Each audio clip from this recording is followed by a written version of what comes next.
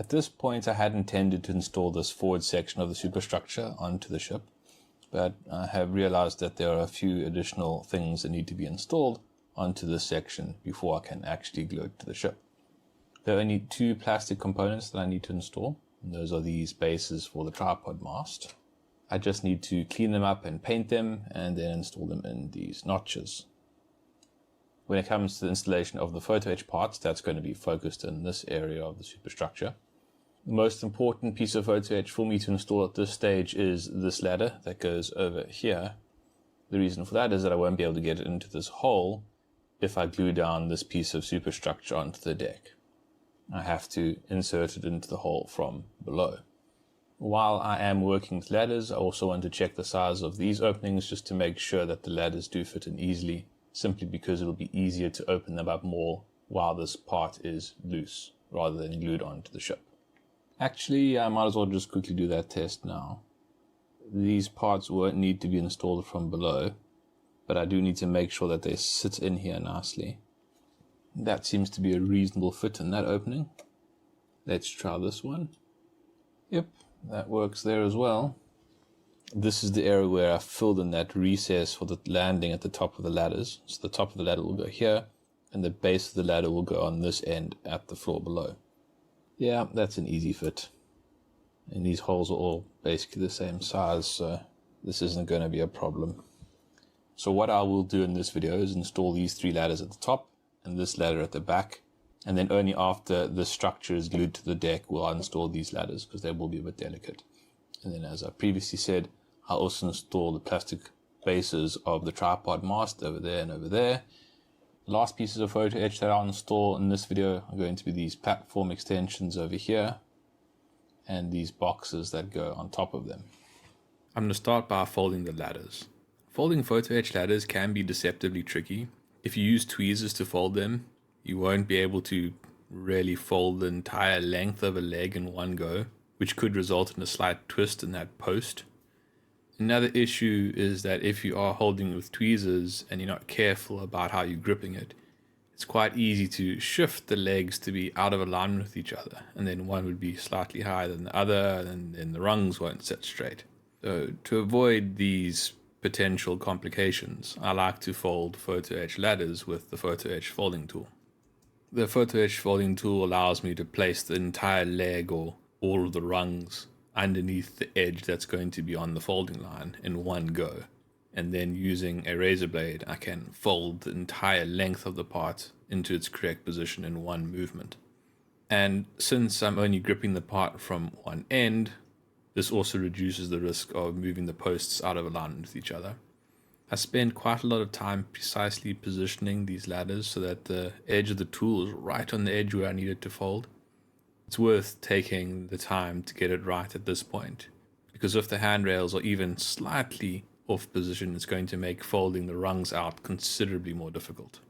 Once both of the handrails and each of the ladders is folded up, you can then push out the individual rungs.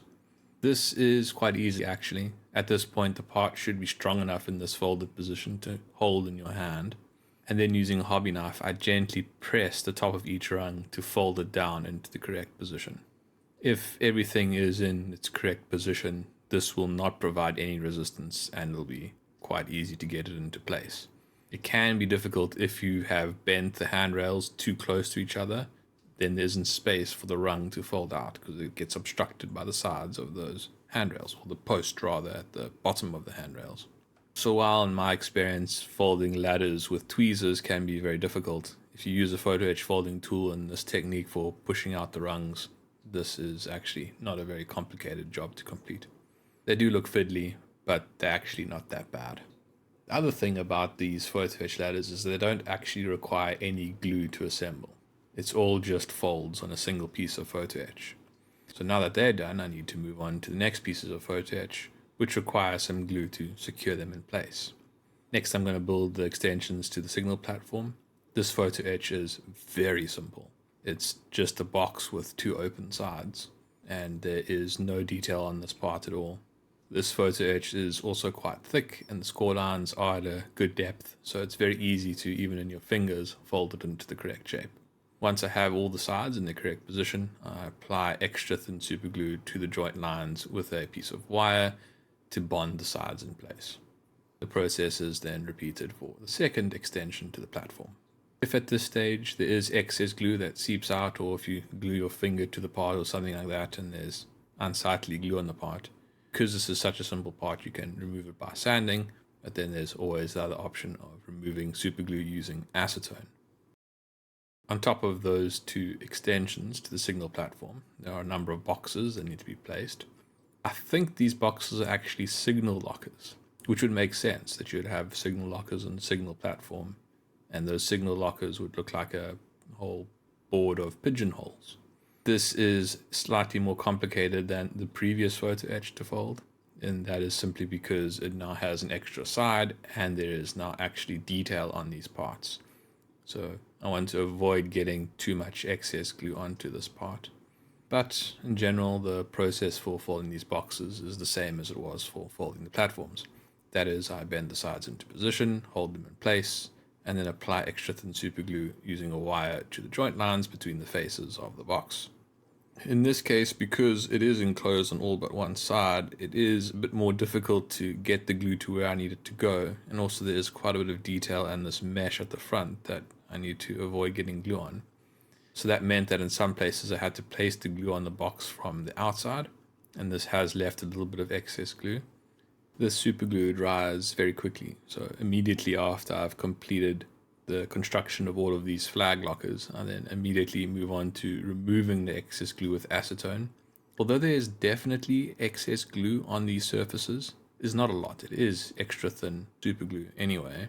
On the sides where there isn't any detail, I just speed up the process a little bit by using my hobby knife to scrape off the excess before applying the acetone to remove the last little remnants of that glue.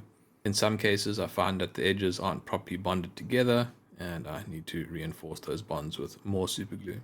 As is the case with most stages of building a model ship, it is a repetitive process, and there are multiple iterations that I need to go through to get the parts into a condition that I am happy with. I don't need to go overboard with acetone, and in fact, if I do put on too much acetone, I'll dissolve it even between the joints, and then the locker will come apart. So I need to be economical with acetone. A cotton bud dipped in acetone and then just dried off a little bit is sufficient to remove this excess glue.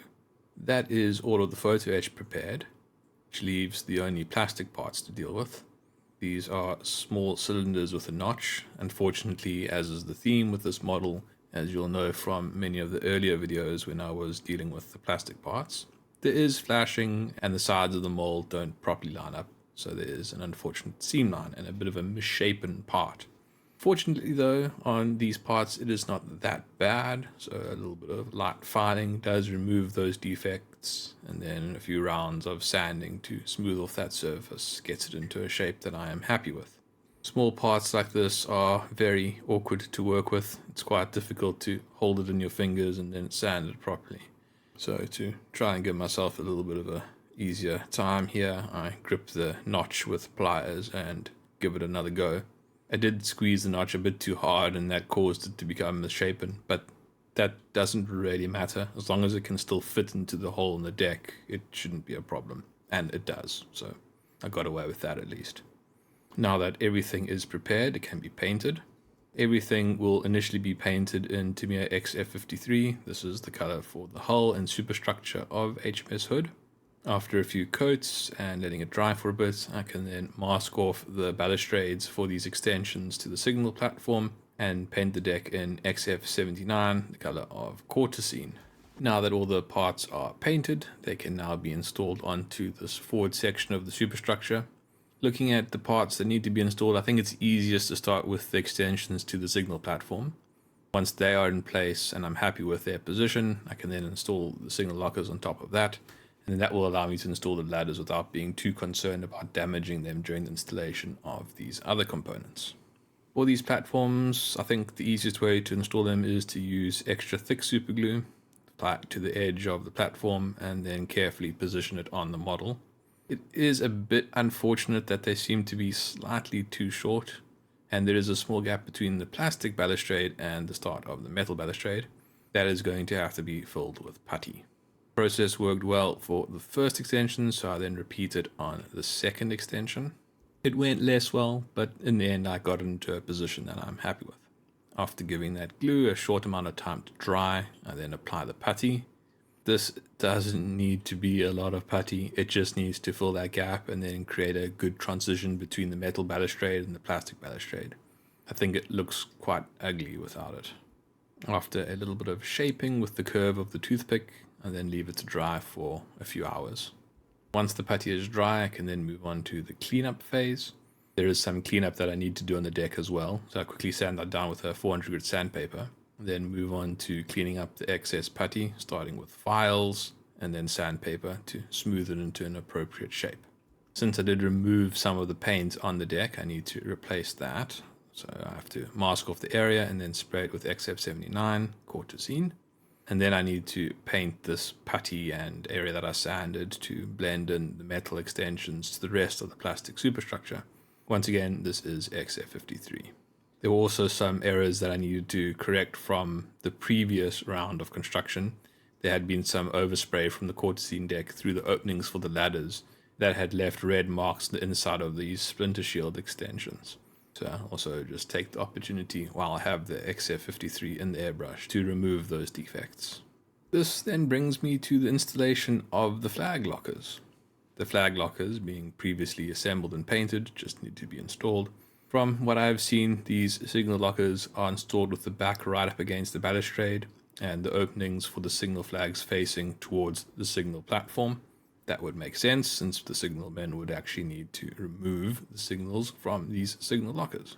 Positioning the signal lockers is quite simple. I just place them in each corner of these platform extensions and I glue them in place using extra thick super glue, which I apply in a drop to the balustrade near each of the corners.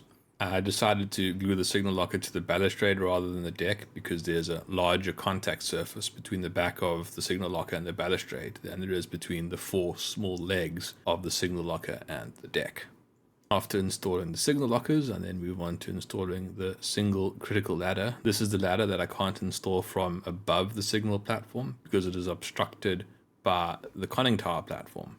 If I install it from underneath the signal platform, I'm able to position it, and then with the forward superstructure loosely placed on the ship itself, I am then able to position the ladder correctly and then apply extra thin super glue at the top of the ladder to glue it to the signal platform. Once tacked in place, I then remove the superstructure, turn it upside down, and then apply additional super glue to reinforce the bond of that ladder.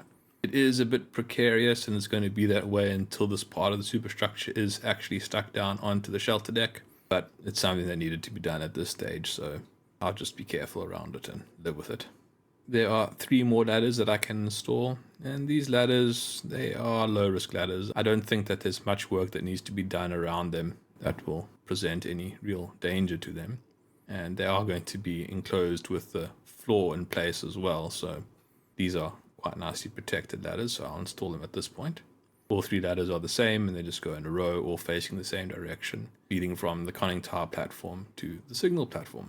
The process is essentially the same as for the first ladder that I installed, except in this case I'm able to take the easier route of placing them in the hole from above and then tacking them in place with extra thin super glue at the top and the bottom of the ladder. This is where I'm going to end this video. I'm actually not sure what I'm going to do in the next video. I have had a bit of trouble of late working on the ship because, well, I've been doing renovations and the amount of dust that's been creating has been problematic. Essentially, my models have been locked away in sealed containers to protect them from the dust, and that's hampered quite significantly the rate at which I'm able to build the ship and then obviously produce videos of that work. I think what I will do in the next video is start planning out the next level up of the superstructure. I don't actually need access to the model to do that, so I think that's what I'll do in the next video, but we'll see. I also could do a kit introduction for a model that I got into my stash last year. Maybe I'll do that. If you would like to support this channel or see how the ship looks when it is completed, then please subscribe. Thanks for watching. Cheers.